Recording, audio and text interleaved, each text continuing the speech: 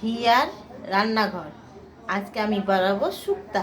তো আমার কাছে বড়ি দিয়ে বানাবো, আর হচ্ছে তোমার নিম পাতা দিয়ে দেবো। আজকে আমি করলা ছিল না আমার কাছে, তো খুব ওখানে আছে পেঁপে আর দুটো সজনা আর শিম কেটে রেখেছি, আর কাঁচকলা দুটো আর বেগুন। তো আমি কড়াইয়ে তেল দিচ্ছি। তো আমার তেলটা হয়ে গেছে, বড়িটা ভেজে নিই।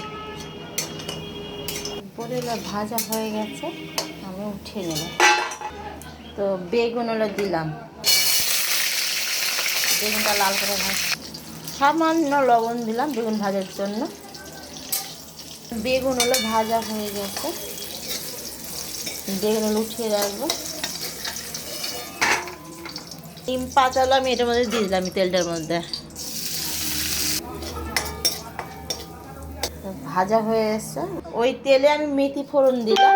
তো আমার কাছে রাঁধুনি ছিল না, তাই মেথিটা দিয়ে এবার যেটা আমি কেটে রেখেছিলাম সব দিয়ে দিলাম, একসাথে ভাজা করবো। আমাকে 1 চামচ লবণ দিচ্ছি এখন আমি, দিয়ে ভালো করে ভাজতে হবে। তো আমার এগুলো ভাজা হয়ে গেছে, আমি অল্প করে জল দিলাম এটা সেদ্ধ করার জন্য। আমি যে বড়িগুলো ভেজে রেখেছিলাম এটার মধ্যে দিয়ে দিলাম, তখন সেদ্ধ আজকে হলুদ টলুদ কিছু দেবো না। আমার সব সেদ্ধ হয়ে গেছে, তো ওই বেগুন ভেজে রেখেছিলাম ওটা দিয়ে দিলাম এখানে। আমি পোস্ত বেটে রেখেছি, আদা সর্ষে 2 রকমের 1 চামচ করে সব দিয়ে দিই। এটার মধ্যে আমি ঢেলে দিলাম।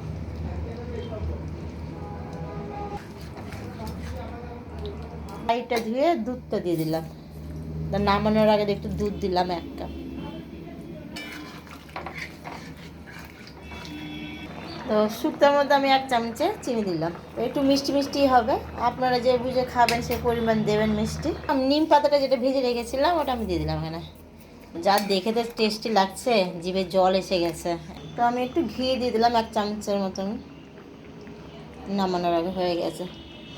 তো আপনাদের যদি রেসিপি ভালো লাগে শুক্তা, তাহলে একটা লাইক দেবেন, একটা শেয়ার দেবেন আর কমেন্ট করবেন।